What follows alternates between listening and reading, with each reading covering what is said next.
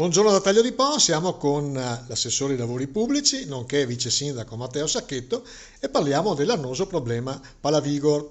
Facciamo un bilancio, assessore, come siamo messi per questo Palavigor che effettivamente è un po' una spina nel fianco per voi. Buongiorno.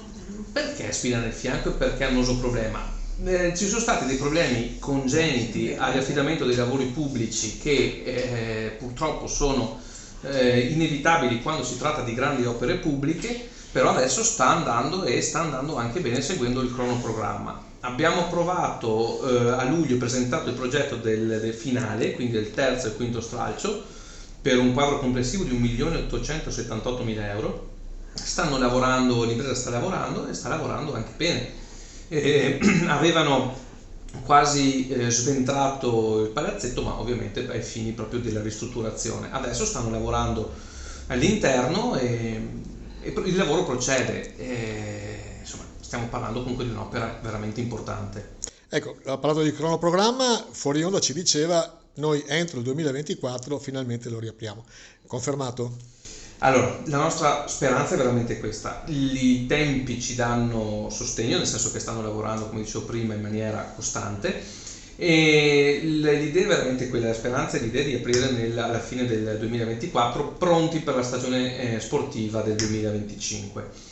Quindi non solo ridaremo alla cittadinanza il Palavigor per gli eventi sportivi, ma non dimentichiamo che è una scuola, scusate, è una palestra scolastica, conseguentemente ridaremo ai ragazzi anche la possibilità di fare attività sportiva scolastica nel nuovo Palavigor. Ecco, davanti a lei c'è il rendering, ci vuole spiegare un pochino come a lavoro finito sarà poi il Allora, Palavigor? questa è l'immagine del nuovo Palavigor, è un palazzetto che mantiene la struttura, chiamiamola d'onda, che ha sempre avuto ed ha sempre connotato, e viene però esteticamente e frontalmente comunque rivoluzionato. Abbiamo delle pareti esterne lamellate che vanno a cambiare un pochettino anche l'aspetto esteriore, la struttura delle scale e dell'ascensore ovviamente tutto funzionale per i disabili. L'entrata principale sarà dal lato est, diciamo così, rispetto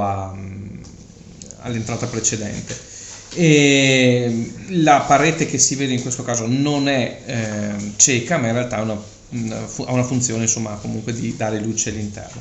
L'interno del Palavigor è stato anche questo completamente risistemato, anche se ovviamente il campo da gioco sarà sempre in quella funzione. Campo da gioco, spalti, attrezzature, completamente tutto nuovo, comprese anche gli spogliatoi, compresi le sedute, bagni interni, tutto nuovo.